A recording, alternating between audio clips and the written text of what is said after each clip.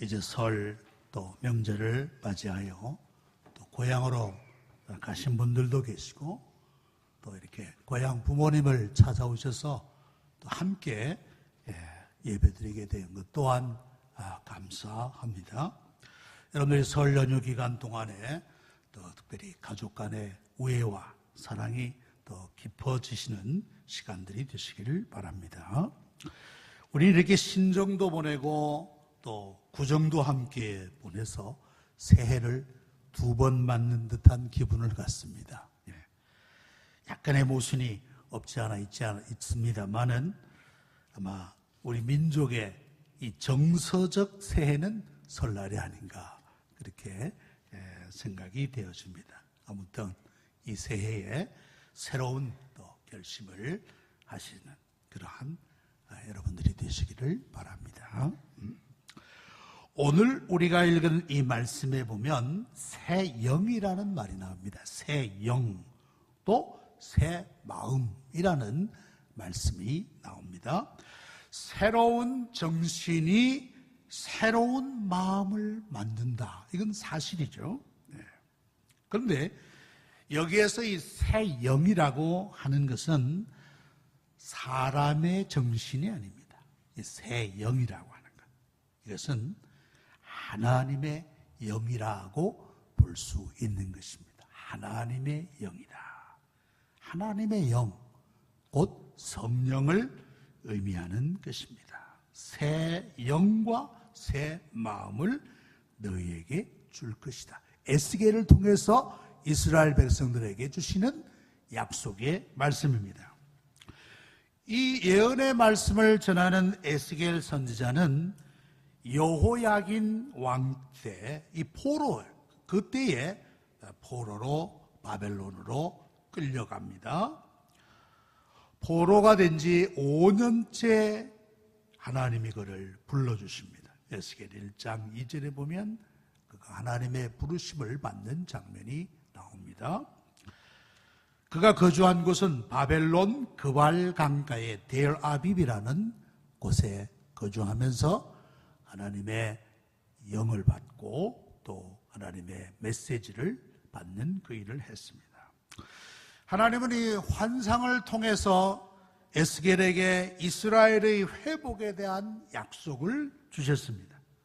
다시 고향으로 돌아오게 될 것이다 라는 것입니다.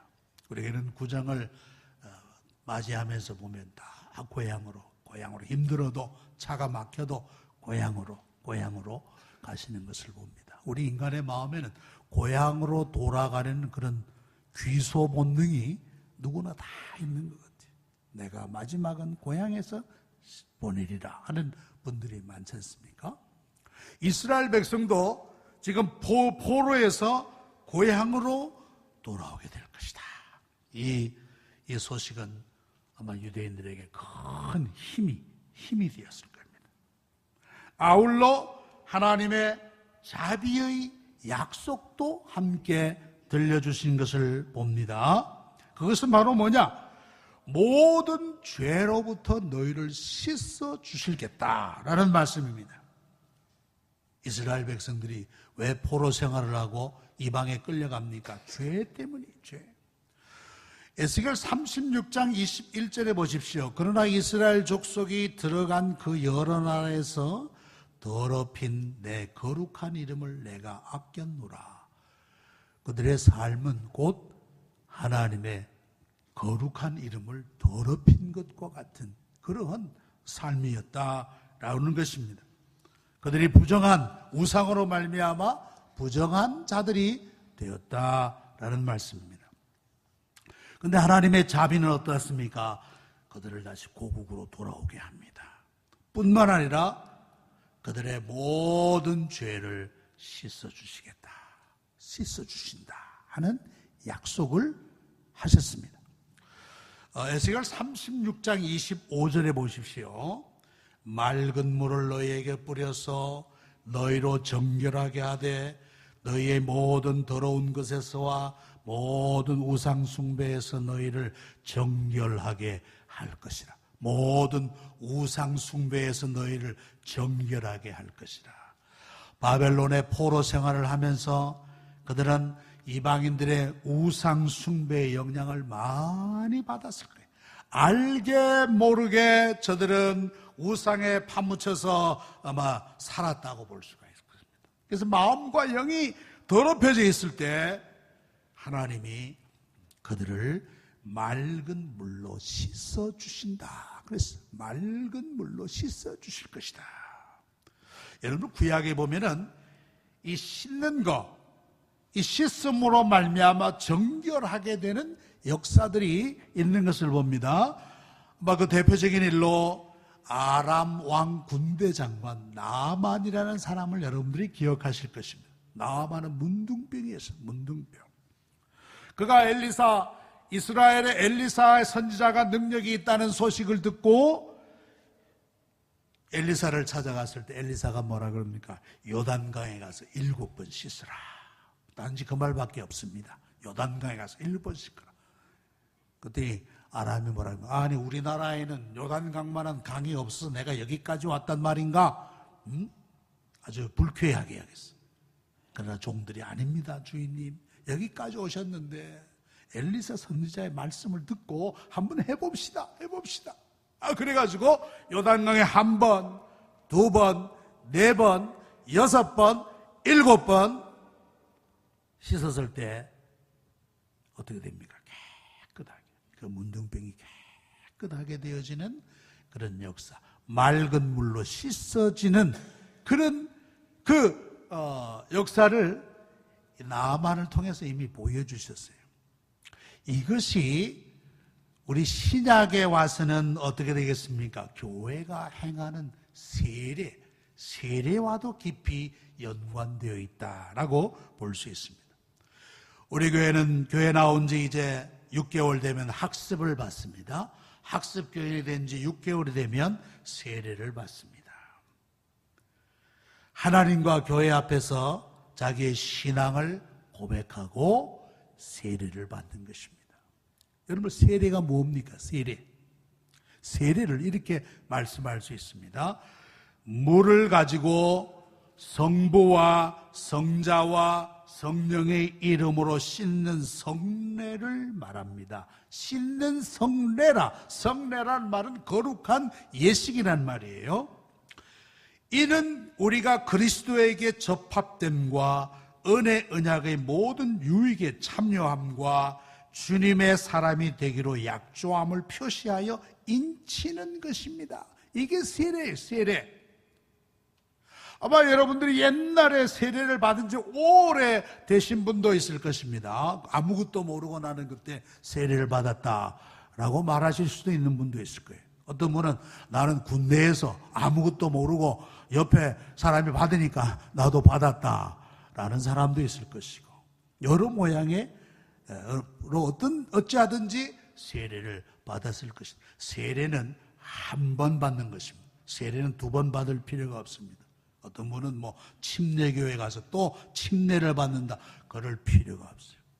세례는 딱 한 번 받습니다. 천주교에서 영세 받으신 분들도 우리는 세례로 인정하는 것입니다. 세례는 물로 씻는, 성부와 성자와 성령의 이름으로 씻는다. 뭘 씻습니까? 죄를 씻는 거예요. 죄를 씻고 그리스도에게 접붙임 받는 거예요. 그리스도에게 붙여지고 또 주님의 사람이 되기로 약조함을 표시하여 도장을 찍는 게 도장. 목장에서 소들 보면 소 엉덩이에다 화인을 찍잖아요. 이 소는 김씨네 소다 하는 표로 화인을 찍어요. 소유권을 확인하는 거 아니에요. 이처럼 세례는 이 사람은 하나님의 사람입니다 하는 도장을 찍는 것과 마찬가지예요. 우린 그런 의미에서 세례를 받았다는 거예요. 세례를 받았다. 우리가 세례 받은 지 오랜 되신 분들은 다시 한번 내가 받은 세례의 의미를 다시 한번 상기해 보는 것이 좋을 것입니다. 자, 저들을 모든 죄에서, 우상 숭배의 죄에서 씻어 주실 뿐만 아니라 하나님의 약속이 더 있습니다. 그게 바로 뭐냐? 새 영과 새 마음을 주시겠다라는 말씀입니다. 새 영과 새 마음을 주신다. 새 영이 뭡니까? 아까도 미리 언급을 드렸습니다만은 37장 14절에 보면 그런 말씀이 있습니다. 내가 또 내 영을 너희 속에 두어 너희가 살아나게 하고 내가 또 너희를 너희 고국 땅에 두리니 나 여호와가 이 일을 말하고 이룬 줄을 너희가 알리라. 여호와의 말씀이니라. 여호와의 말씀인데 내 영이라, 내 영. 그러니까 여호와의 영이라고 말씀할 수가 있는 것입니다. 하나님의 영, 성령을 말씀하는 것입니다. 그런데 그 영은 어떻습니까? 너희가 살아나게 하고 그랬습니다. 하나님의 영은 그들을 살리는 것이라고요. 살리는 영이라. 그들은 포로 생활로 말미암아 침체되어 있을 것입니다. 그들의 이스라엘 백성들의 신앙과 정신은 말할 수 없이 침체되어 있을 때 하나님께서 새 영을 보내서 새 마음을 주시어서 저들을 살리시겠다, 새롭게 하시겠다라고 말씀하고 있는 것입니다. 여러분들, 하나님의 영은 살리는 영이에요. 살리는 영. 세상의 영, 마귀의 영은 죽이는 영을, 죽이는, 우리를 자꾸 끌어내리는 거예요. 끌어내리는 거예요. 저급한 삶의 수준으로 자꾸 끌어내리는 거예요. 사람이 저급해지면 이런 말할 수 없어요. 막 가는 삶, 막 갑니다. 도덕과 윤리도 없는 막 가는 삶을 살 수가 있어요. 그러나 하나님의 영은 살리는, 우리를 살리는 영이라. 살리는. 여러분 에스겔서에 보면 마른 뼈, 골짜기의 환상을 여러분들 기억하실 거예요. 백골이 된 이렇게 말란 뼈 무더기들이 살아납니다. 하나님의 음성을 듣고 새롭게 막 저들이 막 삐그덕거리면서 일어나서 골격을 이루고 그 위에 쌀이 붙고 나중에 그들이 큰 군대를 이루었더라. 그 환상이 뭐예요? 성령의 강력한 역사를 상징적으로 보여주는 것이다. 죽어있던 영혼들이 하나님의 영의 바람이 불 때 그들이 살아나는 역사가 있다는 것을 보여주는 것입니다. 자, 에스겔 39장 29절에 가보면 또 그런 말씀이 나옵니다. 내가 다시는 내 얼굴을 그들에게 가리지 아니하리니 이는 내가 내 영을 이스라엘 족속에게 쏟았음이라. 주 여호와의 말씀이니라. 여기에는 내 영을 이스라엘 족속에게 쏟았다, 쏟아부었다. 하나님의 영을 마치 소나기처럼 쏟아주셨다라는 말씀입니다. 오늘 새벽에 새벽기도 나오는데 빗소리가 들려서 얼마나 반갑던지. 야, 비가 오니까 너무 좋구나, 너무 좋구나.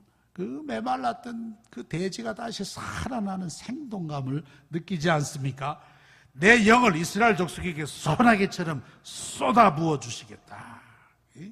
이것은 하나님의 영이 전보다 더욱 풍성하고 강력하게 역사하시겠다 하는 것을 보장해 주시는 말씀이라는 거예요. 이렇게 성령이 우리 안에서 일하시면 우리의 마음이 새롭게 되고 새 마음이 되는 것입니다. 다시금 에스겔 36장에 돌아와 보십시오. 26절에 뭐라 그랬습니까? 새 영과 새 마음을 너희에게 주되 너희 육신에 굳은 마음을 제거할 것이다. 굳은 마음을 제거해 버릴 것이다. 이렇게 굳은 마음이란 뭐겠습니까? 굳은 마음이란 옛사람의 마음입니다. 옛사람의 마음. 죄로 말미암아 굳어 있습니다. 차갑습니다. 생명 없는 상태에, 생명 없는 건 죽은 거 아니겠어요? 그 죽은 마음이라고 볼 수가 있어요. 굳은 마음. 굳은 살이 한마디로 굳은 살. 여러분 굳은 살은 베어내야 되지 않습니까? 할례라는 것도 바로 그래. 굳은 마음을 제거한다, 잘라내는 그러한 상징적인 행위라고 볼 수가 있을 것입니다. 우리의 마음이 새로워지지 않으면 늘 옛 생각과 고루한 습관의 종이 되기 쉽습니다. 우린 지금 엄청난 변화의 시대를 살아가고 있어요. 엄청난 변화 시대. 이 변화의 속도가 얼마나 빠른지 알 수가 없습니다. 그러니까 우리도 새로워져야 돼요. 날마다 새로워지도록 애를 써야 되는 거예요. 여기 우리 어르신들도 많이 계신데 지금은 다 스마트폰 시대 아닙니까? 스마트폰. 어르신들도 문자 보내기를 하셔야 됩니다. 문자를 보내셔야 돼요. 문자를 쓰셔야 자식들과 손자, 손녀들과 소통이 가능해지지 않겠습니까? 아이고, 우리 할머니, 할아버지는 문자도 못해. 그러면 불통. 불통이 아니라 소통해야지, 서로 소통. 그러면 아마 훨씬 더 우리 자식들과 혹은 손자, 손녀들과 훨씬 더 이 소통이 활발해질 거예요. 거기다가 실력이 더 늘어서 이제는 이모티콘도 함께 보내는 거예요. 이모티콘이 뭐예요? 이모티콘, 그 아주 이쁜 그림들 말이야. 그런 것들과 함께 보내면 아마 손자, 손녀들이 우와, 우리 할머니, 할아버지 세련 아마 그러실 거예요. 얼마나 더 소통이 활발해지겠어요. 우리가 이 새로운 시대, 새로운 변화를 자꾸 익혀나가. 알고 난 거 못해. 실은 스마트폰도 저 다 못 쓰죠. 다 못 써요. 무슨 앱이 그리 많은지 다 못 써요. 그래도 할 수 있는 것은 자꾸 하도록 노력을 해야지 뒤처지지가 않는단 말이에요. 새로워지는 거예요. 우리가 복음을 받아들일 때, 즉 예수를 믿을 때에 성령께서 그 굳은 마음을 제거해 주시는 거예요. 제거해 주시는 거예요. 굳은 마음의 밭을 갈아엎어 주시는 거예요. 이제 봄비가 왔으니까 내일은 입춘 아닙니까?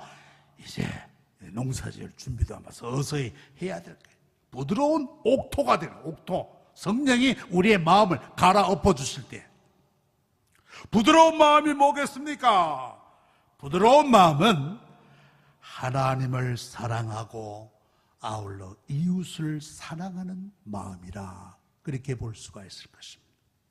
전에는 미워했던 사람, 나 저 사람 꼴도 보기 싫었는데 이제는 사랑하는 마음이 생겨. 아이고, 불쌍하다. 사랑하는 마음이 생겨. 부모 자식 간에 골이 깊었는데 이제는 내가 먼저 다가가서 용서를 구하고 이해하고 사랑하려는 마음이 듭니다. 전에는 교회에 대해서 무관심했는데 이제는 교회를 사랑합니다. 또 성도를 사랑합니다. 무언가 봉사하고 싶습니다. 전에는 성경이 아주 따분하고 재미없는 책이었는데 성경이 너무 재밌어요. 너무 재밌어. 이번 지난 1월 한 달 동안 성경 통독대회에서 우리 성도님들이 약 한 35명, 또 뒤에 들어오신 분이 계신지 모르겠는데 35명의 성도님들이 성경 통독을 해내셨어요. 그 어려운 일을 해내셨어요. 얼마나 귀한 일인지 몰라요. 그것은 다 뭐예요? 성경을 사랑하는 일. 성경을 사랑하는 일. 어떤 연세 많으신 권사님을 신방하니까 도우미가 늘 옵니다. 도우미가 일주일에 몇 번씩 와서 하루에 3시간씩 이렇게 도와주시는데 그 도우미가 그래요. 우리 저 권사님은 조용하다 싶으면 가만히 보면 혼자서 성경을 쓰고 계시대요. 성경을 쓰고 계시대요. 그 도우미가 그럽니다. 근데 그 도우미가 하는 말씀이 성경이 너무너무 이쁘게 잘 쓰신다는 거예요. 내가 저걸 혼자 보는 것이 참 안타까워서 좀 기독교 방송에 얘기해서 좀 방송을 좀 해야겠다. 그런 말씀을 하시더라고요. 조용하다 싶으면 혼자 성경을 쓰신대요. 성경을 얼마나 정성스럽게 쓰시는지 말이죠. 그림같이, 그림 글자를 그리듯이 그렇게 성경을 쓰시는 분을 보았어요. 여러분, 그분 현재 95세가 넘으신 분이에요. 95세. 조금만 있으면 100세 되신 분인데 정신이 맑고 아주 뚜렷하고 그런 분은 치매 걱정 안 하시겠어요? 치매. 예? 여러분 성경 나이 들수록 성경을 가까이 하고 성경을 쓰고 자꾸 노력을 하고 머리를 자꾸 써야지 치매가 안 오지 말이죠. 아무것도 안 하고 있으면 치매야 날 잡아먹어라 하는 것과 마찬가지. 자꾸 머리를 써요. 전에는 재미없던 성경이, 딱딱하던 성경이 너무너무 재밌고 그야말로 달고 오묘한 말씀처럼 다가온다면 그 사람의 마음이 새로운 마음, 성령으로 새로운 마음이 되는 거죠. 그게 거듭난 새 마음이라고 볼 수가 있습니다. 예수님과 니고데모가 한밤중에 대화하시는 가운데 내가 거듭나야 되겠다. 내가 거듭나야 되겠다 하니까 어머니 뱃속에 들어가란 말입니까? 아니야. 사람이 물과 성령으로 거듭나야 되는 거야. 물과 성령으로 새 영이 우리 안에 들어오실 때 우리는 새 마음, 물과 성령으로 거듭나게 되는 것입니다. 그래서 우리는 이 새 마음을 갖도록 늘 하나님의 은혜를 구해야 돼요. 하나님, 저의 마음에 굳은 옛 습관과 고집과 편견을 다 버리게 하시고 제 마음에 부드러운 새 마음을 주세요. 새 마음을 주세요. 잠언 18장 14절에 보니까 사람의 심령은 그의 병을 능히 이기려니와 심령이 상하면 그것을 누가 일으키겠느냐? 사람의 심령은 그의 병을 능히 이긴다 그랬어요. 능히 이긴다. 그러니까 이 마음의 상태가 얼마나 중요한가. 우리가 어떤 질병을 만나 무슨 이 고질적인 질병을 만난다 할지라도 절망하는 사람은 어찌할 수 없는 거야. 아이고 이제 난 죽었구나 하는 사람은 아마 죽을 거예요. 이미 죽었어. 정신이 죽었어. 정신이 죽었어. 그러나 심령이 그 병을 이긴다. 어떤 상황 가운데서도 그 마음의 중심이 하나님께 서 있는 사람은 어떤 형편에서도 육신의 병도 이길 수 있다. 사람의 심령은 그의 병을 능히 이긴다.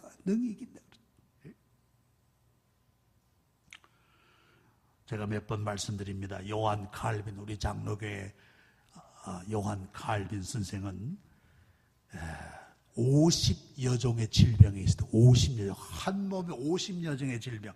천식, 편두통, 궤양성 치질, 위궤양, 통풍, 결핵, 온갖 병을 다. 그래서 그분의 별명이 뭐냐? 걸어다니는 종합병원이라. 그러나 그럼에도 불구하고 그분은 얼마나 힘있게 인생을 살아내신 분인지 모릅니다. 그는 마틴 루터를 이어서 종교개혁이라는 엄청난 과업을 완수해냈단 말이에요. 걸어다니는 종합병원이 그 일을 해냈단 말이에요. 그 일을.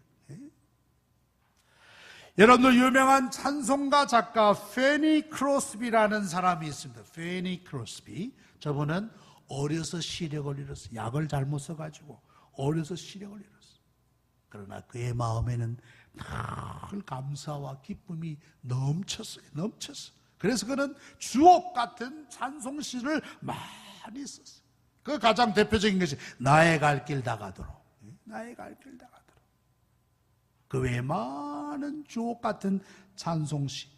그의 눈은 비록 어두웠지만 그의 심령은 늘 밝게 환히 열려 있었다. 여러분들, 우리가 하나님의 새 마음의 은혜를 얻으려면 우리도 할 일이 있습니다. 그건 바로 뭐냐? 우리의 마음을 주님께 드려야 한다는 사실이에요. 우리의 마음을 주님께 드려야 한다. 잠언 23장 26절에 보니까 내 아들아 내 마음을 내게 주며 그랬어요. 내 마음을 내게 주며 내 눈으로 내 길을 즐거워할지어다. 내 마음을 내게 달라. 하나님께 주어라. 하나님께 드려라 하는 말씀이, 우리가 새 마음의 은혜를 들으면 이 그 굳은 마음, 육신의 굳은 마음을 버리고 하나님께, 하나님 제 마음을 새 영으로, 하나님의 새 영으로 새롭게 해주세요. 새롭게 해주세요. 우리의 마음을 드린다. 우리의 마음을 드린다는 것은 우리의 진심과 중심과 열정을 하나님께 바치는 거예요. 하나님께. 그러면서 하나님의 은혜를 구하는 것입니다. 자기는 마음은 드리지 않으면서, 마음은 콩밭에 가 있으면서 주여 주여, 이건 다 거짓이에요. 거짓. 우리의 마음을 드리는 것, 우리의 마음을 드리는 게 얼마나 중요한 일인가. 3세기 기독교 역사의 3세기 수도원 운동의 창시자가 있습니다. 그 사람은 성 안토니우스라는 사람입니다. 성 안토니우스. 이 사람이 어릴 적 일합니다. 어느 추운 겨울날인데 하루는 문 밖에 거지가 떨고 서 있더래요. 그래서 이 어린 안토니우스가 이렇게 말했습니다. 내가 아버지께 가서 당신에게 따뜻한 옷을 드리라고 부탁할게요. 그러니까 그 거지가 하는 말이, 날씨가 추운 것은 사실이지만 나는 옷을 구걸하러 오지 않았단다. 그러더래요. 아, 그래요? 그러면 제가 집에 들어가서 따뜻한 음식이라도 준비해 드릴게요. 아니야. 음식을 구걸하러 온 거 아니야. 아, 근데 왜 우리 집 문을 두드렸어요? 그러니까 그 안토니오에게 이렇게 말했어요. 나는 너의 심장을 달라고 부탁하러 왔단다. 너의 심장을 달라고 부탁하러 왔단다. 안토니오가 깜짝 놀라. 아니, 나의 심장을 달라니? 이게 무슨 말인가? 그때 그 거지가 어깨에 메고 있던 자루를 내리면서 그 자루 안에 보니까 몇 개의 심장이 있더래요. 이거는 바울의 심장이고, 이거는 막달라 마리아의 심장이고, 이거는 이그나시우스의 심장이란다. 이그나시우스라는 사람은 아주 유명한 교부입니다. 아주 거룩한 교부예요. 나에게 심장을 준 사람은 죽기는커녕 오히려 영원히 살 수 있단다. 너의 심장을 주지 않으련. 안토니우스 어렸을 때 이런 일이 있었어요. 바로 안토니우 앞에 서 있던 거지는 다름이 아닌 예수님이시죠. 예수님은 안토니우스의 마음을, 너의 심장, 즉 마음을 달라, 너의 마음을 주지 않으려. 안토니우스는 후에 초기 수도원 운동을 시작했습니다. 수도원이 뭡니까? 하나님을 깊이 만나고 하나님과 교제하고 그 하나님을 만난 사람들의 공동체를 이루는 것이 수도원이었어요. 수도원, 중세 수도원. 그는 바로 주님께 그의 마음을 드렸던 거예요. 그의 마음을. 그 사람을 통해서 하나님이 이러한 위대한 하나님의 역사를 이루신 것입니다. 로마서 12장 2절에 보니까 너희는 이 세대를 받지 말고 오직 마음을 새롭게 함으로 변화를 받아 하나님의 선하시고 기뻐하시고 온전하신 뜻이 무엇인지 분별하도록 하라 그랬어요. 마음을 새롭게 하도록 변화를 받으라. 변화를 받아. 우리 변화를 받아요. 변화. 어떻게 변화받습니까? 성도는 그리스도를 닮아가는 변화가 있어야 한다는 사실이에요. 그리스도를 닮아가는 변화. 그래서 우리의 삶과 우리의 인격과 우리의 언어와 우리의 총체적인 삶이 그리스도를 닮아가는 그 삶, 그게 우리의 진정한 변화라는 거예요. 변화. 그래야 우리가 이 세상에 소금이 되고 빛이 된다. 새 영과 새 마음을 받을 때 그런 놀라운 역사가 일어난다는 거예요. 그게 어떻게 가능합니까? 새 영으로 새 영과 너희 속에 새 마음을 너희에게 줄 것이다. 성령이 하시는. 그래서 에베소 5장 18절에 술 취하지 말라. 이는 방탕한 것이니 오직 성령의 충만함을 받으라. 성령의 충만함을 받을 때 새 영이 우리에게 새 마음을 허락해 주시고 새 마음에서 새로운 인격과 새로운 삶이, 변화된 삶이, 그리스도를 닮은 삶이 우리에게서 묻어 나오게 된다라는 말씀을 맺습니다. 성도는 그리스도 안에서 새로운 피조물이라 그랬어요. 그것은 새 영으로 말미암아 새 마음을 가진 자라는 거예요. 새 마음을 가진 자. 그런 사람은 하나님을 사랑하고 진리를 사랑하고 하나님을 인하여 기뻐하고 즐거워하는 사람이 악이 아닌 선을 따라가는 사람입니다. 아무쪼록 여러분들 안에 새 영, 성령이 충만하게 가셔서 새 마음으로 새롭게 변화되어 가시는 성도들이 되시기를 축원합니다. 기도하겠습니다. 거룩하신 아버지 하나님, 우리를 더욱 새롭게 하여 주시옵소서. 특별히 오늘 아침에는 또 자연의 섭리에 따라 메마른 땅에 단비를 주셔서 감사합니다. 우리의 심령에도 성령의 새 영의 단비를 충만히 부어 주시옵소서. 그래 우리의 심령이 새로워져서 우리의 굳은 마음이 차갑고 변하지 않는 돌 같은 마음이 옛사람의 완고함이 깨어지고 부드럽게 하여 주시며 새 마음에서 새로운 신앙과 능력으로 그리스도를 닮는 사람으로 변화되어 가게 하여 주시옵소서. 예수님의 이름으로 기도하옵나이다. 아멘.